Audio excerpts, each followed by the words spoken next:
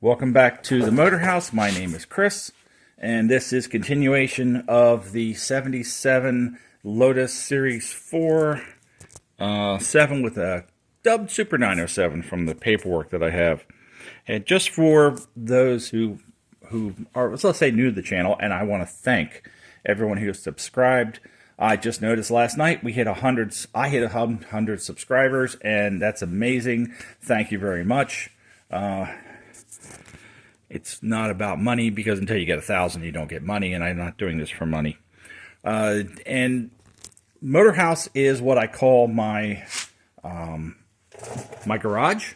And if you're unfamiliar with the term, it was used just after Carriage House. When things got motors in it, they became from Carriage House to Motor House. So that's how the name came about. And with my pre-war cars, and someone told me that story, I liked it, so I called the garage the Motor House. And I go by Lotus Repair. That's my channel. There is an older channel with capital L, which I did 13 years ago, but it's an old legacy account, and I basically can't get back into it anymore. But that's how all this started. So now I can do the small L, Lotus Repair. Let's look at, if I can do this, get the other hand out here.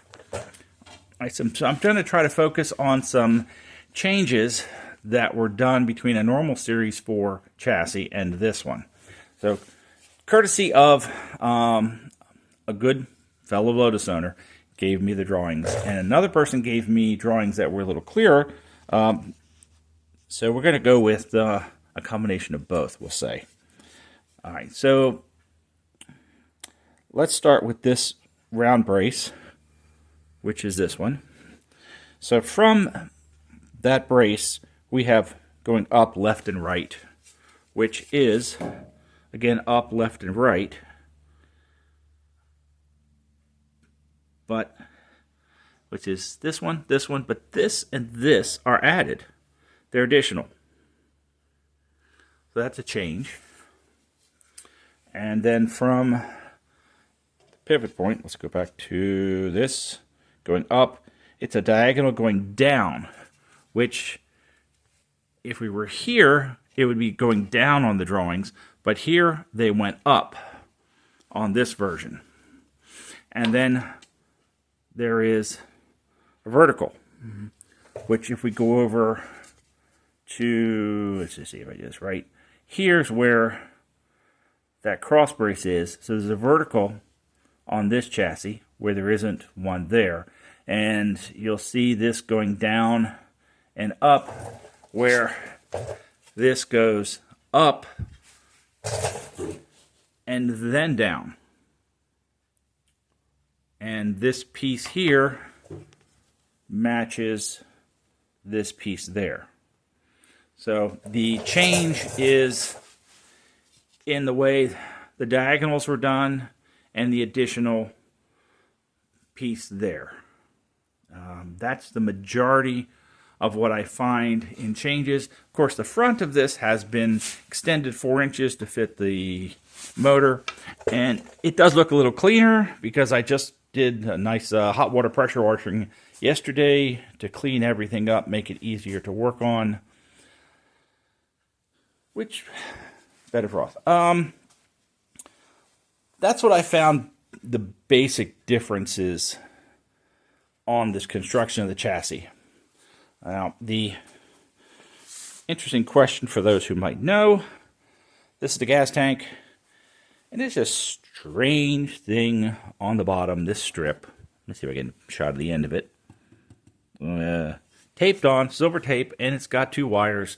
Was not connected, have no idea. Was it part of a radio interference? I don't know. Strange thing on it. Don't really know. But in chassis design, where were they going? So there is a car that was following this called the Escape that Steel Brothers was making. Let's see if I can do this without a lot of glare. And if you notice the change in this configuration here, we'll say maybe a little safer in rollover, but that's where they were headed. And I know that they did make at least one of them. And they called it the Escape, the Super 907F, in terms of the Escape.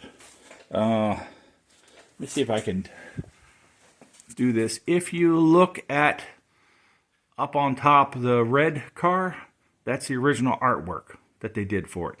And in the future, if you're interested, that yellow one that you see to the left of it, that's another car that Steel Brothers was doing, and I have a lot of photos and documentation on that. If interested, let me know. I'll post something in the future about it. Changes to the suspension. The rear suspension, they added this on that Escape. So different, and then they added this link.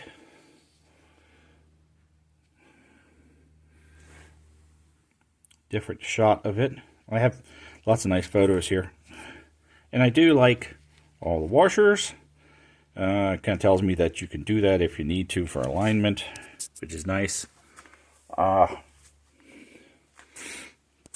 I'm not sure where in history of the 907 engine cars this happened, but you can see this is the front of one of the cars. Got hit pretty badly, and that's the front chassis. And let's see if we can get come in for a good shot of this one. You can see the damage to the front of that. So one of the cars had a really bad shunt in the front.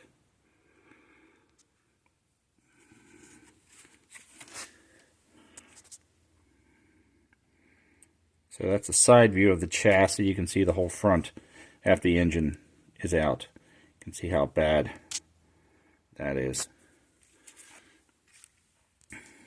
Another shot of how bad the front mangled up. Just an interesting couple of photos. Don't know what car in the 5 that were built that happened to. But I have photos if anyone's interested in getting some good reproduction of them.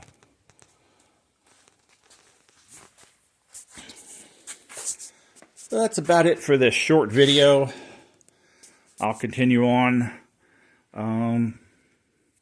Thanks for watching the channel. And this is another part of the video.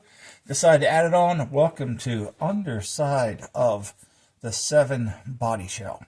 And the channel you're seeing in front of you is where the tub is on the right, and the left is the outer fender. And that what you're seeing up there is where the channel is where the chassis sits. It's right in there. So you can actually see where the tub stops and the top piece continues. So I'm going to make a support that goes in there and carries the weight of the tub and supports the body so I can work on it.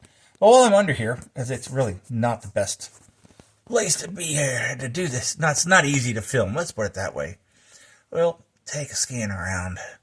I think that's original, and it could have turned out better, that original where they put it together here. This is the top where the top brace would go, and it sits on the bottom of those inserts. So let's look at the back. Let's see how this works out. Might have turned the light around here and make it a little easier for us to see. This is the damage to the tub. So that's on now. I was able to see this. So we'll see this crack here follows down, and the bottom of the tub, this is, we'll say the bottom of the boot. And it is broken all the way to there. And I'll go back. And by the way, there's a metal tube in here where see if I can get up here and get a better shot of it. They put spray foam in it to try to work out something. I'll talk about that in a moment. Okay, so the crack continues along the bottom side, bottom quarter here of the boot. So yeah, there's a lot more damage under here than I'd originally seen. And we'll go back over here again. I just saw something else. So we'll see here where this is also in poor shape. But as it was pointed out, these two, this being the tub, this being the outer top piece, this is the joint where they go together, and they can be split. And of course, it's probably not as simple as just saying they can be, but it's possible. So back to this tube here. This is where the rear tube in the chassis goes back from side to side. It goes in there. It helps support the back. The question I have is, how tight is that supposed to be in there? Because there was a lot of slop in it. And yes, we're upside down. There was a lot of slop and play between the outer part of the tube and the guide tube here, which it goes in. And I don't know how tight that's supposed to be. So, don't know if there's a way it's supposed to be taken up. That's just a look under here of the chassis. Flip the light around. Well, I've showed you what it looks like up inside the body where the chassis did fit. And I'm going to have to make a carrier frame to be able to support the body without more damage happening to it while it's transported around. Hopefully, I will find a shop that is very good at repairing the fiberglass. So, my thought on building a chassis, and this is all subject to change as I build it, but what I've been throwing around in my brain is I have a whole lot of this C-channel. I also have a whole lot of this angle. Now the angle is the same width as the chassis, but that makes a tight fit up in there where this C-channel would fit with a little bit more give up in there, and I can work with it, bend it, modify it, weld it. My thought is, let's see if we can do this. Let's see how can I set this so it looks, so you guys can see it. Okay, so if I take the angle and make the frame out of it basically, and make the carrier for the body up here. So this would contact the fiberglass, and this would be welded on in places to provide support down to the floor, and that would intend be support onto a dolly. So that's my idea. I can take this, the C-channel, and I can make the angle down and the angle back.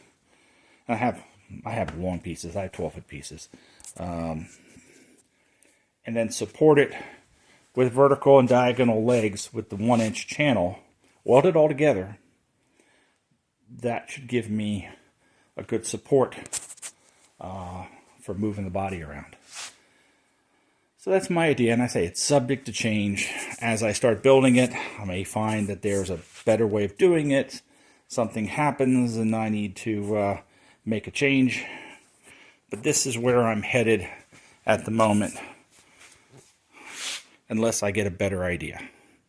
So just a heads up to where I'm going next.